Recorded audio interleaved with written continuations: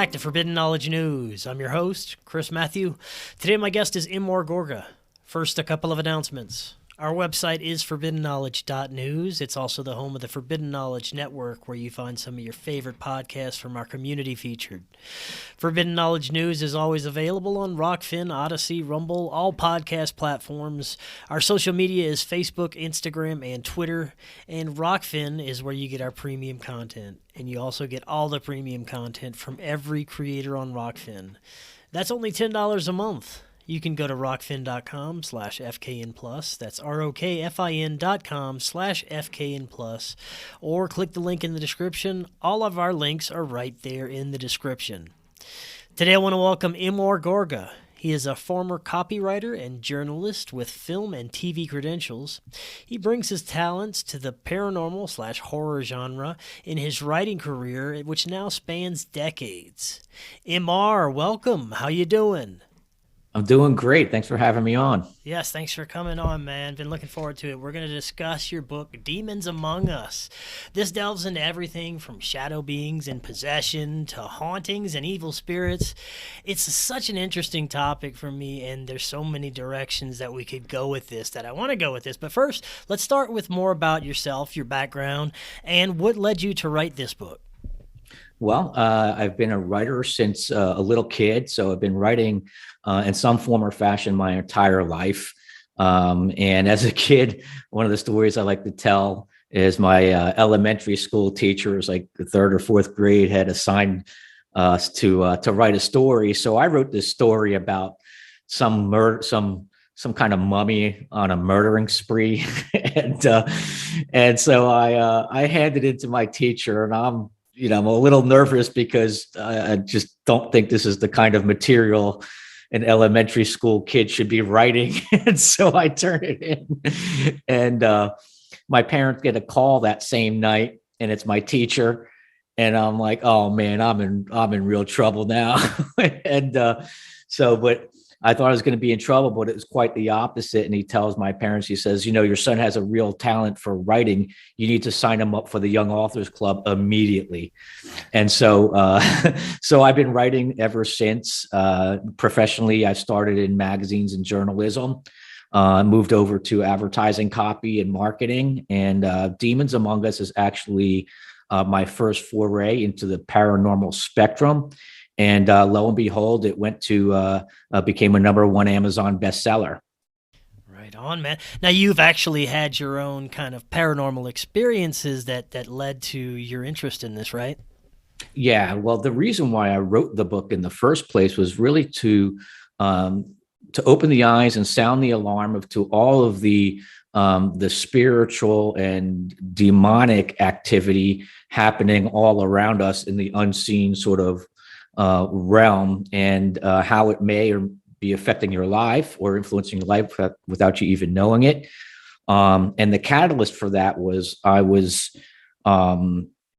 had suffered or was under for numerous nights straight. So I would experience these demonic attacks at night, and so I'd be woken up out of a dead sleep with invisible iron hands clamped around my throat, choking me. Now, was this recent? Something recently happened to you? Well, this kind of stuff happens, more often than not. But I talk about it in the book. That wasn't the only incidents. That's just one thing that they do from time to time. So, but at that time, it was invisible hands choking, chest trying to like iron trying to press down, evil whisperings in some form of demonic language trying to speak whatever it was into me or into my spirit, so to say. And I'm sure it was nothing good. And biting, scratchings, and things of that nature. And so this was going on for a week, 10 days, 2 weeks, whatever it was. And so the reason why I wrote it was because, the last thing that these spirits want to do is to be exposed. They operate in deep secrecy and darkness. So I said, okay, you're going to attack me. Well, I'm going to attack back. And it wasn't only me that was being attacked. I was at the time of the writing, I was a prayer leader for a ministry that I belong to, that I go to, and we were having a prayer night. And at the end of the prayer night, I asked, there was like 30 people there, and I asked them, I said, is anybody else experiencing these things at night? And then one by one, these reluctant hands started to raise, right? And it was 13 in all. So it wasn't just me experiencing, there was 13 people in my immediate circle that was kind of experiencing these same terrifying, harrowing nighttime assaults. And so that was a catalyst into writing the book. Okay, I realized, okay, so if we're under demonic assault and we know it, so we know what's happening, and how many people are under assault or attack and they don't even know what's going on. And that was the reason why I wrote the book. Right on. Now, for me, I used to have sleep paralysis situations that I look back now and I have a better understanding that it probably was something paranormal that was occurring. Yeah. But during the time I was going through a bad divorce, it was a very kind of depressing time in my life, very stressful, and I was under a lot of stress every day. Wouldn't sleep well at night, but when I would hit these sleep paralysis states, and these shadow figures would be kind of walking around my house, numerous, and I'd hear these loud banging noises. But I found once I got myself to a better position, once I got through my divorce and I was in a much better place spiritually, that just all stopped. Was there anything occurring for you that maybe might have been a catalyst for any of that? I just think it's because of my stance. I'm a follower of Jesus Christ, and when you function in ministry at a high level, you put a target on your back. They see me and people like me as an enemy and someone to be stopped.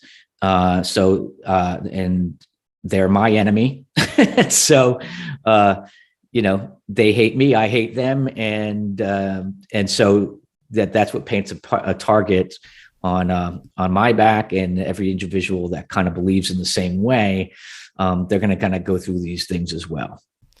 Now, what is your understanding of what we are dealing with here? I've had many guests with many different types of understandings of what demons are, or disincarnate spirits, or even just types of energy that we're dealing with. What is your idea of what this is? Were these spirits once human? Were they never human? Give us your thoughts on that. Well, they were never human. These are angels, except that they're fallen angels. And they are heavenly beings, but they were kicked out of heaven due to the rebellion against God by Lucifer, who led basically a war to kind of overtake God's throne, and so because of that, they were expelled or cast out. Lucifer and a third of the angels were cast out of heaven for this rebellion, and they were not cast into hell; they were cast into the earth and into the cosmos. And so they were, so this is what we're dealing with. We're dealing with highly intelligent, highly manipulative, cunning, and deceitful, lying beings. And they are capable of, much, much evil.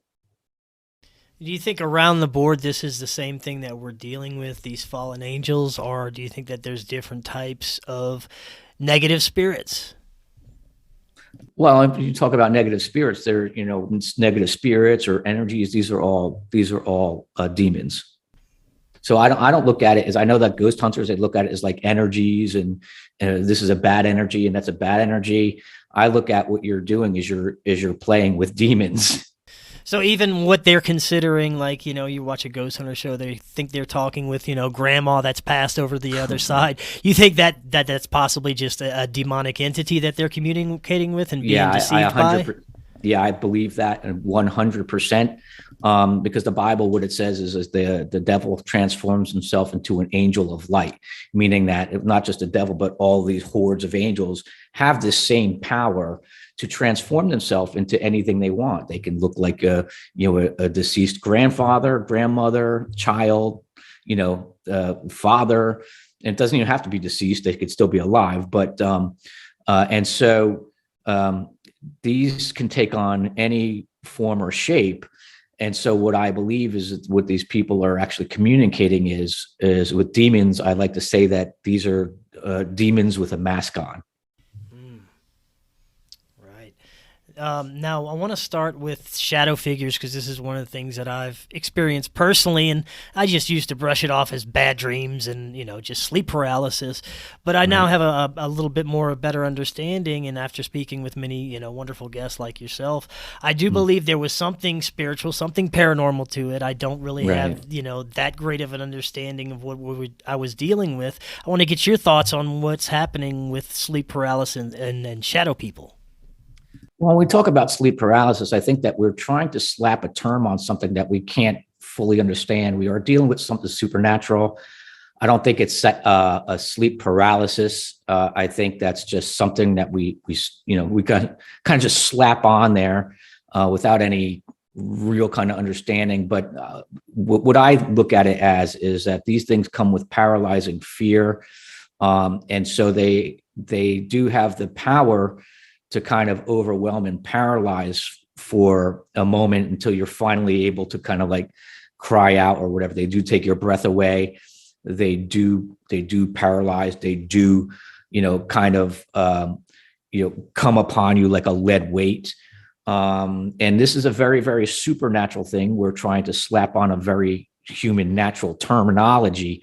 But to me, this is the work of demon spirits, evil spirits. And so I don't look at it as sleep paralysis because I don't know many instances of sleep paralysis when you wake up with steel hands around your throat.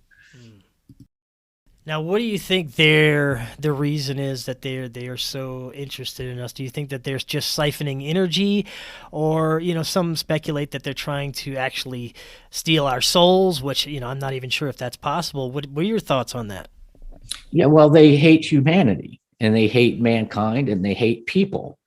There is no good demon in the spirit realm, and they want nothing good for you.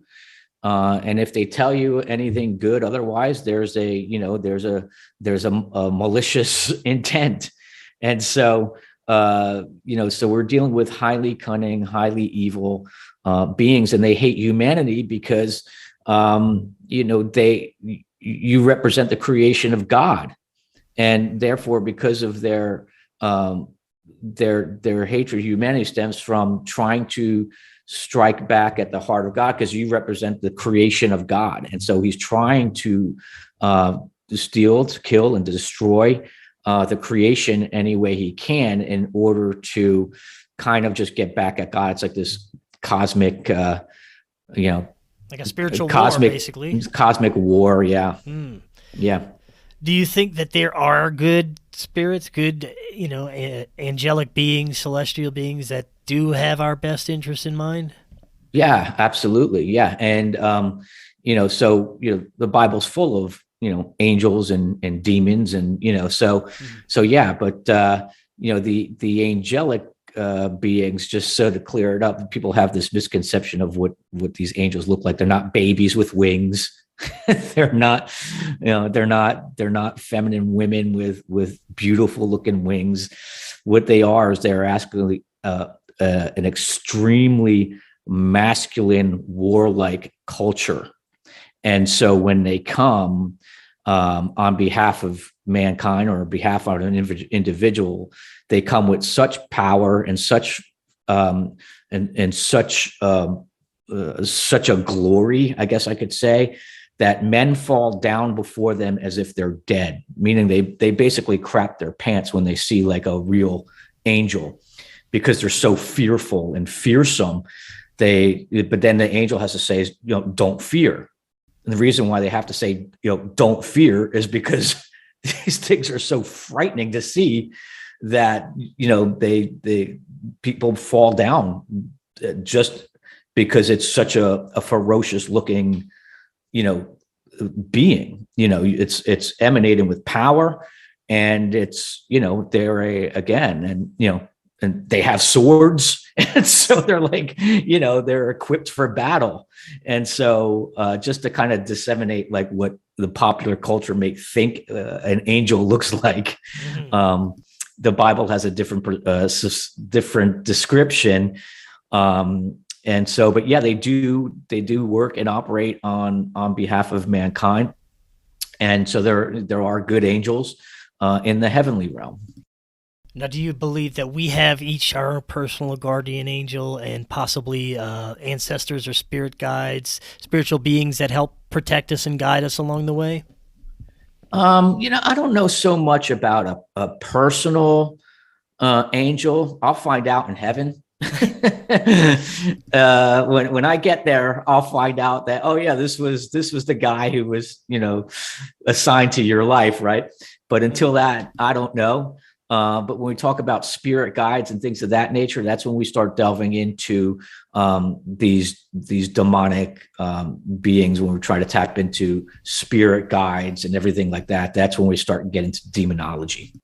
Now, the information that we are discussing that you do know, this is basically from years of studying things like demonology and theology. Yeah, well, my experiences I talk about very firsthand experiences in my book.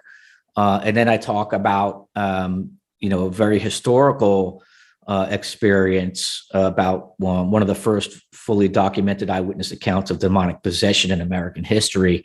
And that was some 2 decades before the Salem witch trials. And so all my experience is experiential. And, when doing the research, yes, I've done the research where I was able to touch and handle parchments that are over 350 years old in my research efforts. Wow, excellent. You said you speak of your firsthand experience. Were there other profound experiences besides what you've already told us about, the hands on your throat and pressing down in your chest? Oh yeah, well, one of the big stories. Now the book has like all the wow factor stories in there, right?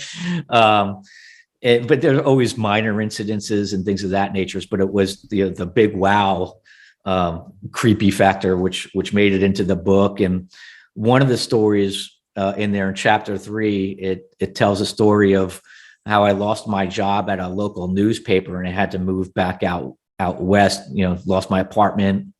And I moved back out west into a home a family member had just sort of left, and it was sitting there for like 6 months or so.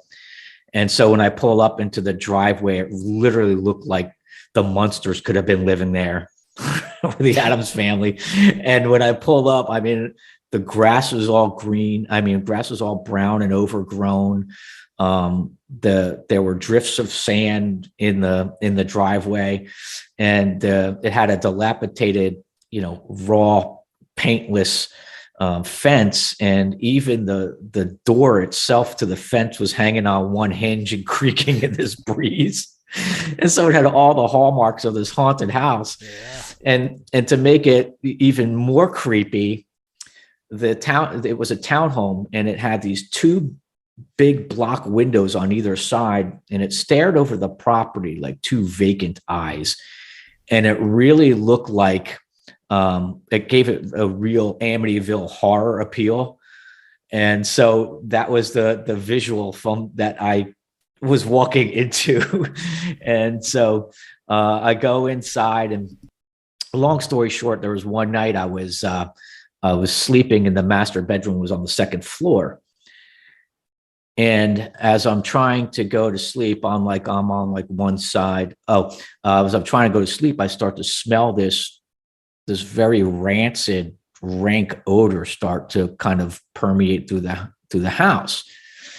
And it smells like it's something dead, some kind of dead corpse mixed with a gaseous sulfur kind of odor. And I'm like, what the heck? So I'm sniffing around the room. I go downstairs, and it's not the garbage, and it's not the garbage disposal or anything like that. And then I look up at the air vent, and I say, So I get a chair. I hug up onto the chair, and I put my face to the air vent, and this rot is just breathing onto my face. And so it's coming from the air vent. And I'm like, I have a suspicion something's happening. So I go to the power to the utility box. I cut the power to the AC, go back, hike up, back up onto the chair. And this rank rot is still blowing into my face without any power or mechanical assistance at this point. So now it's just breathing out this death-like smell all on its own. So I kind of have a feeling that I'm in for it that night. And so I live in Florida, so I had to turn the AC back on because you can't live in Florida for a while. And so if something's going to happen, I'd rather be cool. And so I go back upstairs and I try to go to sleep. And I guess I fall asleep in that, half kind of sleep stage, and I'm on my side and I'm sleeping, and I see something flash like underneath like my eyelids, a shift in the light. You could see like, something flash even though your eyes are closed. So I saw something flash and I'm like, okay, well, I didn't look, right? And then a second later, I hear a voice call my name. And it said out of the blackness, it says, Michael. It was real slow, real creepy. It was part hiss and part whisper. And it was strange because it sounded very near yet very far away, like it was spoken from the depths of a cave or something. And so then I roll over and I look up, and there's this black figure standing over my bed. And it's tall and it's lanky and it's crooked shoulders, and it's all in black, cloaked and hooded in black.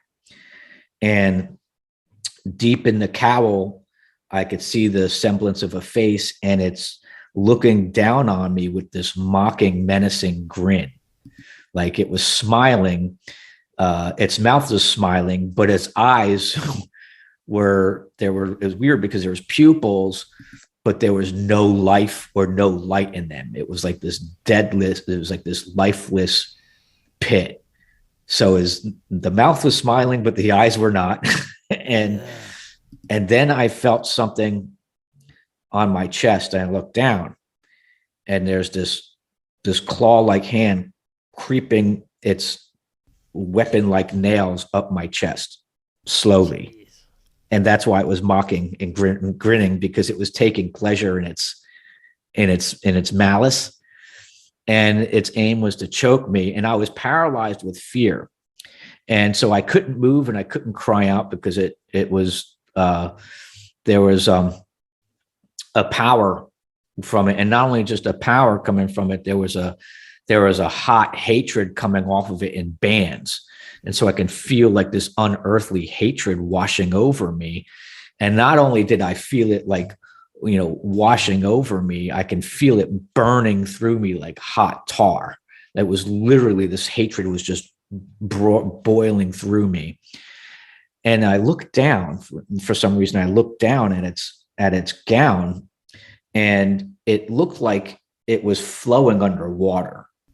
Like it was, the bottom of its gown looked like it was like waving underwater. And it was really strange, because as much as it was physical, it was spiritual, because I could see through a portion of the being towards the bottom of its gown. Mm-hmm. And it was really strange, because it wasn't shreds or anything like that, but they were neat rectangular bands that went back like in layers, like vertical blinds, like you have in Florida, and it was layer upon layer. And it started off with like a gray black sort of look. And the deeper it got, the more layers it went back, the blacker it got. And it was weird, because it was almost like looking into like space, like there was no depth to it. It was crazy looking. And I remember thinking like, there's a real beauty to this motion. Like what a weird, strange thought I had at that moment, but I did. And then I looked back up, and and its intent was to either choke me or to kill me, and so that was the most terrifying experience to me, because I've had a lot of experiences, but that was the first time like something of the spiritual came into the natural and was physically touching me, as real as any as any touch could ever be. And that's what made it, that incident so terrifying. How did that incident end for you? Were you able to dismiss this being? Yeah, well, once I was able to kind of, cry out, or kind of, get my bearings together or whatever, I was able to cry out and call on Jesus. I called on Jesus, and Jesus gives his believers and his followers a supernatural, unearthly power to overcome what the Bible says. I give you power to trample on snakes and scorpions and all the power of the enemy.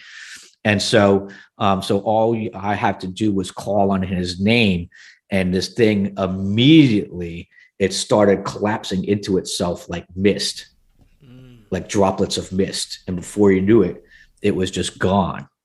And that's how. So when I sat up, and I'm like, what the F was that? Man, And that's so interesting. it was a spirit of witchcraft.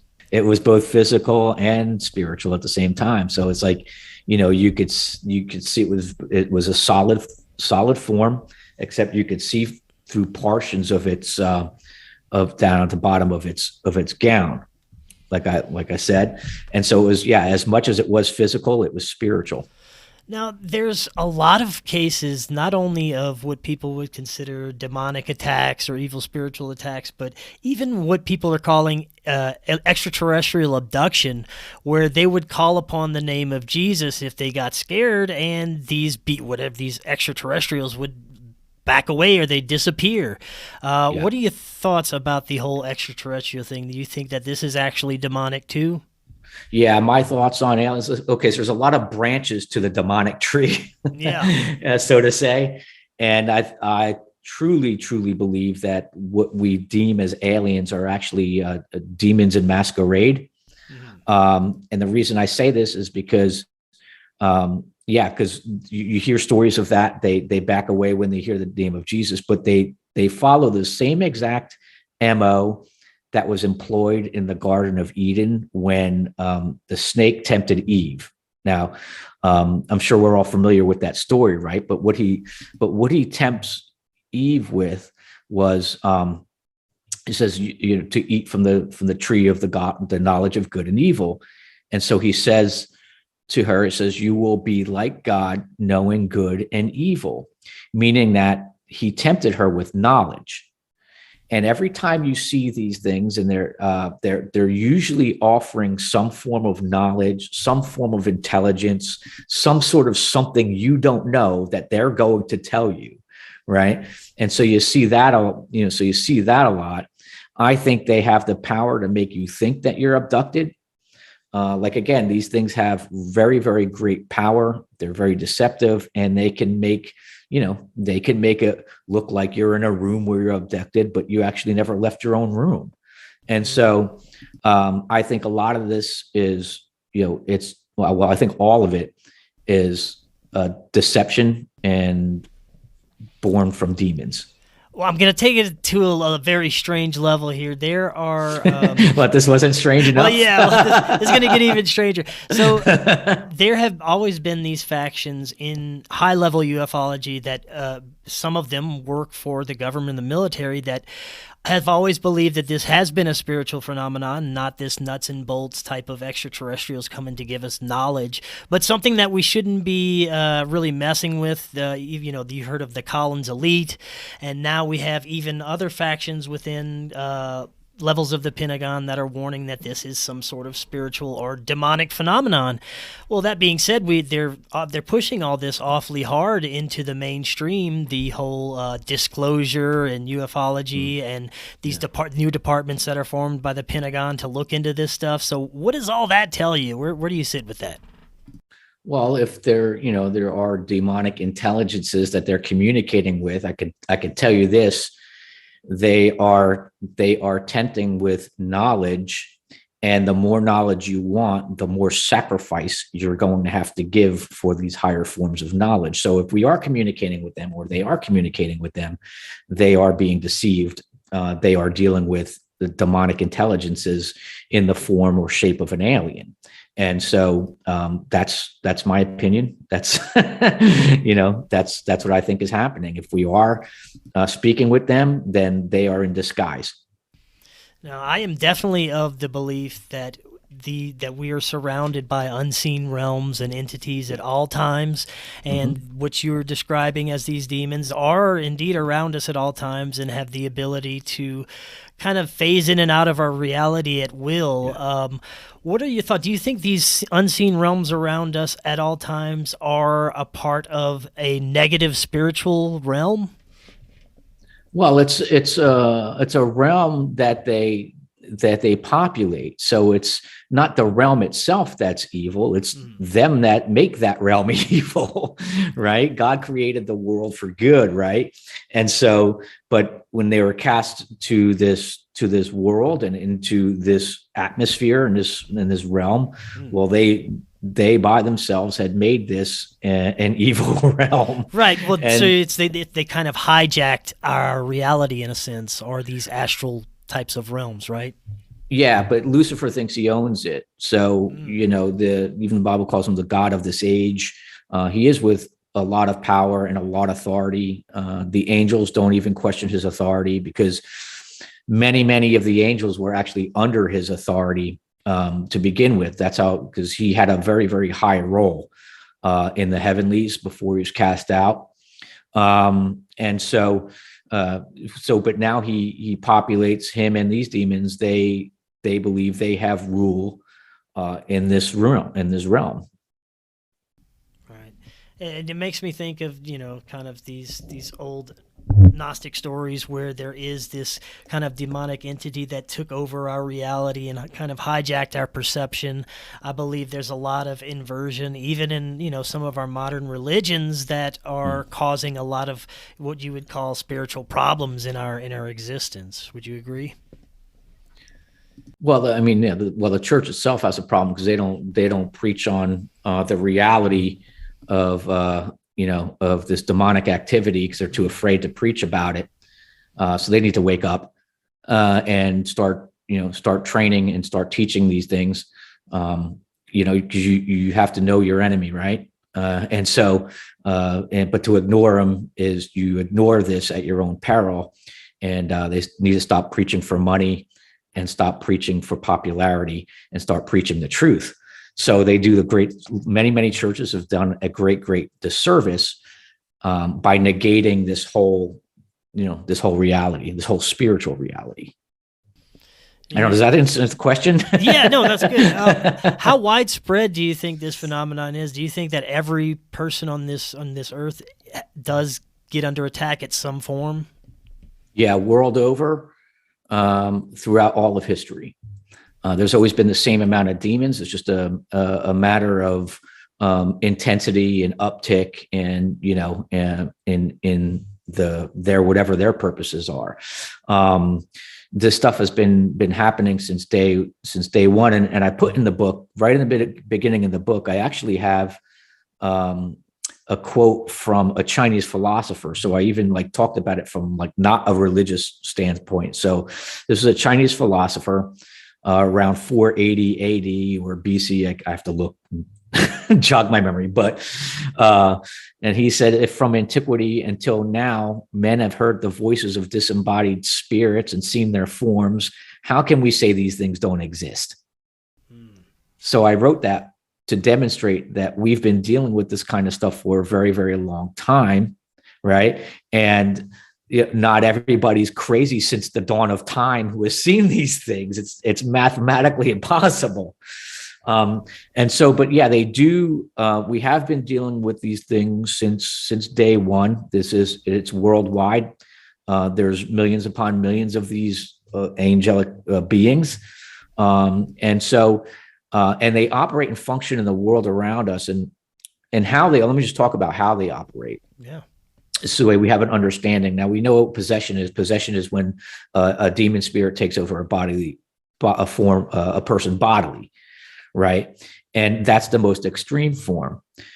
Now, if we can think of this spirit realm like influencer marketing, and what I mean by that is we all know what influencer marketing is, right? We take somebody who has 1 billion followers on Instagram, and we put our product in their hand and we say, yeah, talk about our product. And, and they talk about the product, and it disseminates into the millions of followers, right?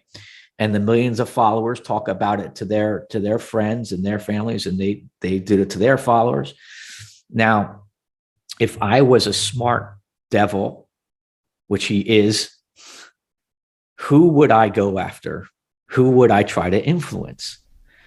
Well, high level, wealthy. I will tell you. Politicians. Keep going.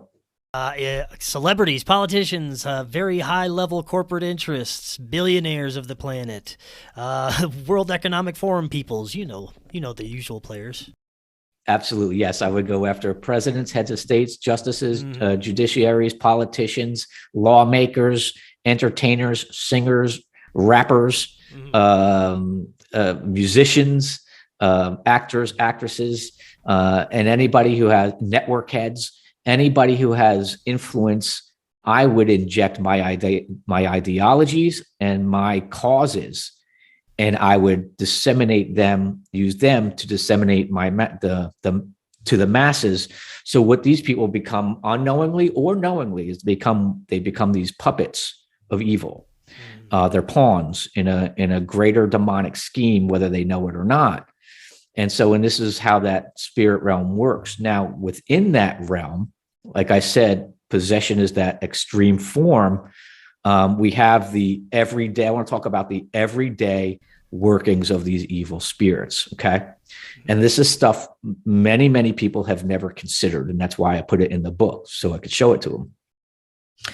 Is that these beings and these angels, they all have names. I have a name. You have a name. Everyone in your audience has a name. But it's not so much to know them by name, but they're known by their form, their function, their role, or their purpose, their job, so to say. And so there are such things as we talk about fear. There's such a thing as spirits of fear.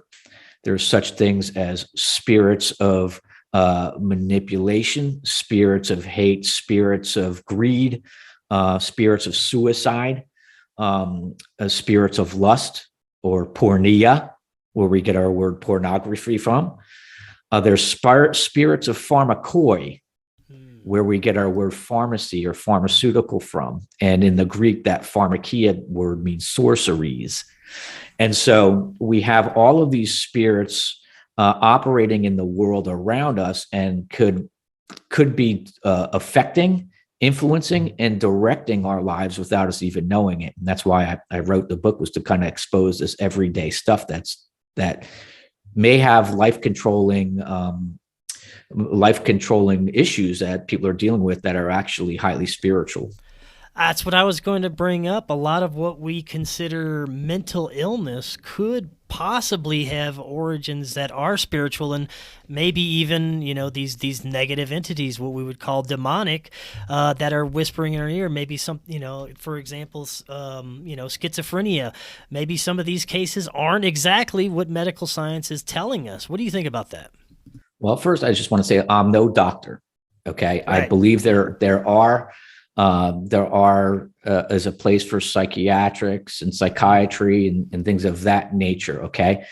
But when it comes into the realm of insanity or, schizophrenia and things of that appear like that, I believe that there are many, many people who are not so much misdiagnosed, but that they don't know what to call this, because what this is beyond them. So what they're trying to do is trying to medicate these people. They're trying to medicate or to solve a spiritual supernatural matter with natural means that they don't understand, with with a thing they don't understand, and they just slap a term on there like, oh, schizophrenia. Oh, this is this is hyper schizophrenia with a this and a that, and it's like the reason why they do it is because it's beyond them. They don't understand it, and they think that a pill is going to actually help these people. It's never going to set them free, because you're trying to aid. I say aid because they don't want you to cure anything.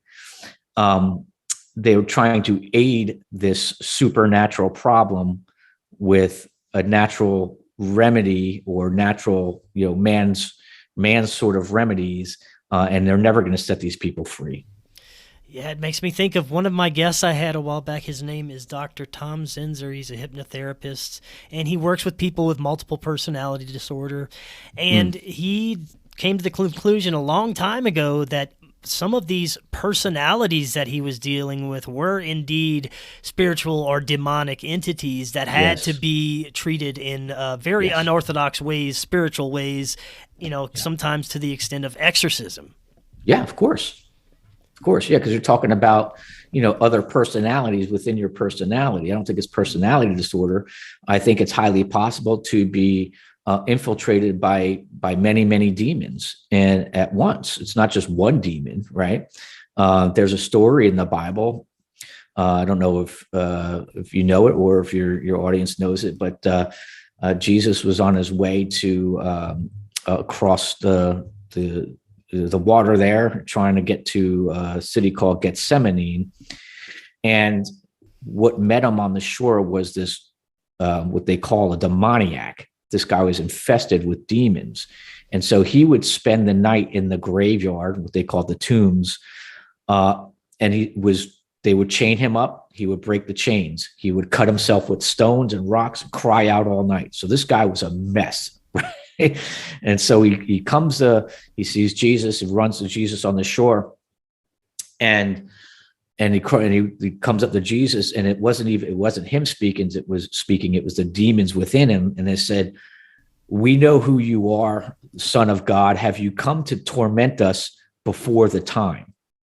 So they knew who Jesus was. They knew that he had the power to, what they meant was to cast them into hell before the time.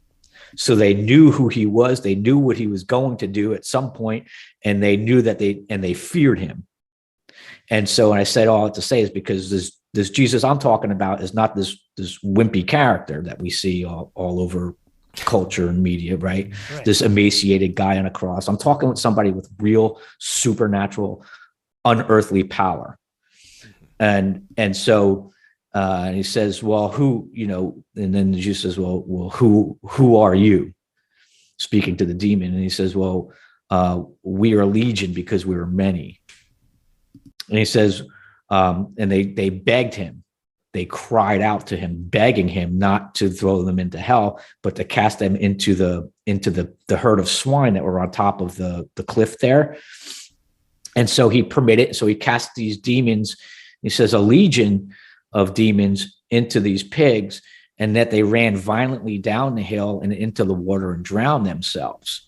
And so I said all that to say is that this man, that word legion is a military term, a Roman military term, which meant there was about 2,000 soldiers, or up to 2,000 soldiers. So this man quite possibly could have had 2,000 demons operating in him at one time. But then we see the power of Jesus. He casts them out and sets the guy free. This guy was a crazy lunatic. And then when people saw that this crazy lunatic who would cut himself crying at night in these tombs was sitting there in his right mind. Oh, by the way, he was naked too, and had clothes on and in his right mind. People were shocked and stunned because they could not believe that this crazy lunatic, which we would have deemed as schizophrenic, was sitting there and then in his right mind and clothed and was set free from this many demons operating in him. Right. Well, so I said that all to say that we can have many demons operating in our lives. Oh, yeah. Well, while we're on this subject, I want to get into possession a little bit more. You were talking about the first fully recorded eyewitness account of demonic possession in American history, even before the Salem witch trials. Would you tell us a little bit about that? Yeah, well, the story it was one of the most harrowing stories like I've come across in my research. And it had to be part of the book. The story takes place, in 1671, early New England, in a very, very small town. And the story takes place between the town minister and his 16-year-old maid or maid servant, who she lived with at his home at the time. And so what had happened was she started exhibiting some kind of strange signs that made him kind of, raise his eyebrows a little bit. And so he just kind of kept an eye on her for a couple of weeks. But then things just started to kind of get out of hand. And that's when he took to his journal and he started writing a blow by blow of what was happening over the course of 90 days within his home. It was happening to this girl. And his first journal entry was very interesting because it took place on Monday, October 30th, 1671, which was very, very, very strange, And so what was happening to this girl was she started off like just kind of like mild things, but then, there were instances where she was trying to throw herself into the fire. And then there was interested in episodes of severe seizures that were left her crippled for days on end. And then there were, episodes where she had tried to, the devil tried to get her to murder the minister in his sleep. So there's an episode where she was trying to kill him in his sleep. And so there's like all these, I don't want to give away all of these crazy things that were happening within the girl, but he calls them atrocities. And he did a very, very interesting thing for the time is he had her checked out by a doctor who tried to treat her for 2 weeks. And so he was ruling out, according to the medical understanding of the time, he ruled out epilepsy, he ruled out dropsy, he ruled out frenetic melancholy, which would have been manic depression. And so he decided to try to treat her with what they called back then physic, which would have been medication. Mm-hmm. And so she started to make a recovery. And then a week or two later, it just kind of like sparked back up. And then there was an episode where she went, ballistic through the home and roaring, screaming, turning over tables. She could not be taken down by 6 people. She had superhuman strength. And it was just this harrowing episode. And the doctor left. He said, "This is diabolical. Call the ministers." And so, so the reason why it's the first case is because this was like, everything was penned, and he was literally like writing, the eyewitness account of what was happening. And the whole thing was, what was her relationship to the devil and why was this happening? And this is what he was trying to get to the bottom of.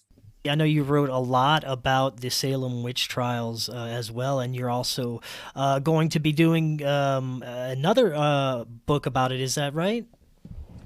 Well, I've recently, the audio book is for Demons Among Us is kind of next on the plate, but I do have a full-length feature screenplay that had come about from the 350 years of research. Not that I'm 350 years old. I mean, back my historical research regarding all of this stuff about witchcraft, possession, and early witch trials and things of that nature. And so I have this screenplay that I'm shopping right now, and I'm looking for producers and agents to get on board. But basically, it's what I believe one of the most harrowing, true to life witch trials you'll probably ever encounter. And so I'm looking to to get that out there as well. So if there's anyone out there who wants to jump on board, contact me and we'll make a go of it. But yeah, it is extremely, extremely creepy. In fact, I've never seen any of these things put on film. Really? So you have some accounts definitely that have not been heard in the mainstream at length before, right? 100%. Right. 100%. I mean, you have to look back years upon years upon years of research to uncover what I've uncovered. That's great. Now, without giving away too much, would you be able to tell us maybe a couple of the instances? She goes on trial for the battle of her life, this woman, and it's in 1655. And so this witch, she faces trial, and then we kind of find out what she's about as we go along. Do you think that what people are considering possession could be possibly caused by, like you were talking earlier, drugs and, illicit substances and things like that could open a door to these different realms and these different entities? Yeah, there's a lot of ways these can kind of infiltrate your life or gain access or entry points into your life. One of some of the main ways are tampering with tools of the demonic, meaning that messing around with Ouija boards, spirits, mediums, palm readers, fortune tellers, necromancers, calling on the dead, seeking the information from dead relatives and things of that nature. All those things are inroads into that gain access to somebody's life. So these occultic practices, witchcraft as well. So these occultic practices act as entry points. So these demons that will say something in regards to if you try to, expel them or whatever, they would say something to the effect, well, I was invited. This one's mine. I belong here. Right. Well, nobody said, hey, demon, come into me. But they look at these things as an invitation, and so I liken the spirit realm, like if you enter into the spirit realm, is a very dangerous place. So if you enter into the spirit realm unprotected of God, opening up your conscience in other ways as well. If you enter into this realm unprotected, it's like jumping into a shark tank in the sea, a tank full of sharks in the water. I mean, I liken it to that because that's exactly what it is. You're jumping into a shark tank full of sharks if you're going to play with the spirit realm unprotected, and so you run the risk of your life being invaded. You run the risk of being influenced. You run the risk of, opening these doors to the demonic, and nothing as good is going to to happen the longer you tamper with these things. So, and then there's issues of, various sins and various things that we tamper with. And I talk about, one of the things I like to tell is that, like I was talking about, like spirits of greed, right? And spirits of lust, right? Mm-hmm. Well, one of the stories I like to tell, it's in the Bible, and it's the story of Judas. Now, we know who Judas is, right? He's the man who betrayed Jesus Christ for 30 pieces of silver, mm-hmm. which in today's money would be $300. So but Judas was Jesus's, he walked with Jesus 3.5 years, right? Buddied up with him for 3.5 years. You saw the miracles. You saw all of these crazy things. You saw the walking on water. He saw the calming of storms. He saw the healings. He saw all of these things. In fact, Judas himself also did miracles too. And so we have this man who was walking with him for 3.5 years as his one of the 12. But Judas had a role. He was the treasurer. So he had access to the money bag or the money box. Well, Judas had a greed issue, so he kept taking from the money box for himself. So he has functioning under a spirit of greed. Now, by the time we get to the Last Supper is the night that Jesus was betrayed, right? And so Jesus says, this night one of you will betray me, right? And they all say, oh, Lord, is it I? Is it I? Right? And then he says, the one who dips his hand with me into the, one who dips into the bread with me is the one. And it was Judas, right? And so then he says to Judas, what you do quickly.